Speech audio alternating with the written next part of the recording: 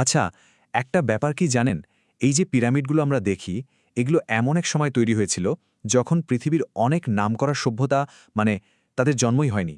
ভাবা যায়, হাজার হাজার বছর ধরে মরুভূমির বুকে দাঁড়িয়ে থাকা এই বিশাল স্ট্রাকচারগুলো কিন্তু শুধু পাথর আর বালির স্তূপ না, না, একদমই না। এগুলো হলো ইতিহাসের এক্কেবারে নীরব সাক্ষী। চলুন আজ এর রহস্যটা একটু ভেদ করার চেষ্টা করা যাক। ব্যাপারটা আসলেই অবাক করার মতো। পিরামিডগুলোর বয়স রোমান সাম্রাজ্যের চেয়েও প্রায় ২৫০০ বছর বেশি।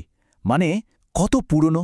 হাজার হাজার বছর আগে যখন কোনো আধুনিক যন্ত্রপাতি ছিল না, তখন মানুষ কিভাবে এত বড় বড় পাথর কেটে মাইলের পর মাইল দূর থেকে বয়ে এনে এমন নিখুঁতভাবে একটার ওপর একটা সাজিয়েছিল, সেটা আজও একটা বিরাট রহস্য হয়েই রয়ে গেছে। তো প্রথমেই যে বিষয়টা আমাদের মাথা ঘুরিয়ে দেয় তা হলো এর বিশাল আকার। চলুন দেখি, প্রাচীন একটা সমাজের পক্ষে এরকম একটা জিনিস বানানোটা কেন প্রায় অসম্ভব বলে মনে হয়।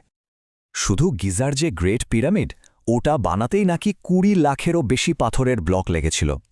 একবার শুধু সংখ্যাটা ভাবুন তো, ২০ লাখ! প্রত্যেকটা ব্লক যেন এক একটা বিস্ময়। আর এই প্রত্যেকটা ব্লকের ওজন কত ছিল জানেন? গড়ে প্রায় ২ টন, মানে সহজ করে বললে প্রায় দুটো ছোট গাড়ির সমান ওজন। এবার চিন্তা করুন, এরকম কয়েক লক্ষ ব্লক, একটা দুটো না, কয়েক লক্ষ ব্লক দিয়ে বানানো হয়েছে একটা মাত্র পিরামিড।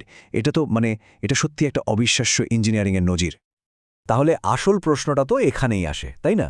সেই সময়ে ক্রেন, ট্রাক বা কোনো আধুনিক যন্ত্র ছাড়াই তারা কিভাবে এত ভারী পাথর এত উঁচুতে তুলল? এটাই সেই $1 মিলিয়ন কোয়েশ্চেন, যা আজও বিজ্ঞানীদের ভাবিয়ে চলেছে। কিন্তু কথা হলো, এত কষ্ট, এত পরিশ্রম কেন? প্রাচীন মিশরীয়রা তাদের সমস্ত মেধা, শক্তি আর সম্পদ কেন খরচ করেছিল এই সমাধিসৌধ বানানোর পেছনে? উত্তরটা কিন্তু লুকিয়ে আছে তাদের শাসকদের একটা গভীর বিশ্বাসের মধ্যে। দেখুন, প্রাচীন মিশরের শাসকরা ছিলেন ফারাও। তাদের একরকম জীবন্ত দেবতা হিসেবেই মানা হতো। আর তারা বিশ্বাস করতেন যে মৃত্যুর পরেও একটা জীবন আছে, আর সেই পরকালের জীবনের জন্য তাদের শরীরটাকে বাঁচিয়ে রাখাটা খুব জরুরি। এই পিরামিডগুলো ছিল আসলে সেই অমরত্ব পাওয়ার জন্যই বানানো এক একটা রাজকীয় সমাধিস্থল। আর পিরামিড বললেই যেটার কথা প্রথমে মাথায় আসে সেটা হলো গিজার গ্রেট পিরামিড।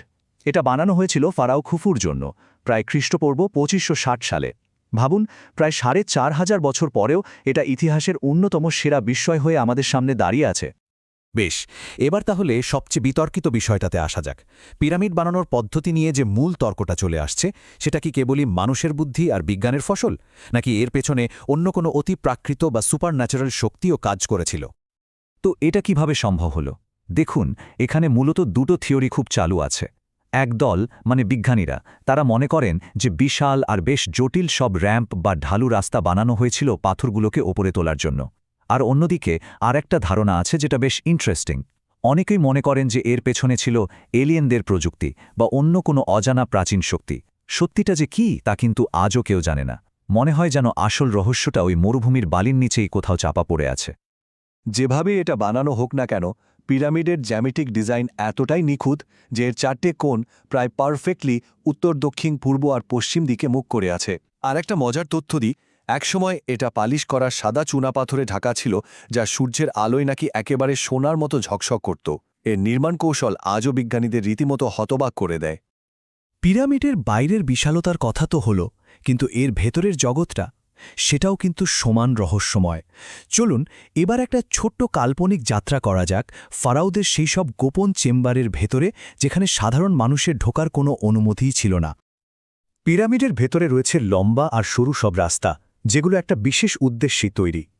এই রাস্তা ধরে এগোলেই চোখে পড়বে নানা গোপন ঘর আর রহস্যময় গ্যালারি। আর একেবারে শেষে রয়েছে ফারাওয়ের সমাধিকক্ষ। সেখানেই মমি করা দেহটিকে অনন্ত বিশ্রামের জন্য রাখা হতো। শুধু তাই নয়, ফারাওয়ের দেহের সাথে তাদের সব ধন সম্পদ, খাবারদাবার আর যা যা দরকারি জিনিস সবই কবর দেয়া হতো, কারণ মিশরীয়রা বিশ্বাস করত যে পরলোকেও তাদের এই সব কিছুর প্রয়োজন পড়বে। কিন্তু হাজার হাজার বছর পরেও পিরামিড কেন মানুষকে এতটা টানে? এর উত্তরটা শুধু এর বিশাল স্ট্রাকচারে নয়, বরং এর সাথে জড়িয়ে থাকা অমীমাংসিত প্রশ্ন আর এর যে দীর্ঘস্থায়ী প্রভাব তার মধ্যে লুকিয়ে আছে। পিরামিডের রহস্য এতটাই গভীর যে এটা নিয়ে কিছু আধুনিক থিওরিও তৈরি হয়েছে, যেগুলো আরও বেশি রহস্যময়। কেউ কেউ বলেন পিরামিড নাকি এক ধরনের প্রাকৃতিক এনার্জি ফিল্ড তৈরি করে, আবার কারো মতে এটা মহাজাগতিক শক্তি বা কসমিক এনার্জি সংগ্রহ করে। এমনকি এমন দাবিও শোনা যায় যে এর কাছাকাছি থাকলে নাকি কিছু রোগও সেরে যেতে পারে। যদিও এর কোনোটারই কোনো বৈজ্ঞানিক প্রমাণ নেই, তবে এগুলো পিরামিডের রহস্যকে আরও কয়েকগুণ বাড়িয়ে তোলে।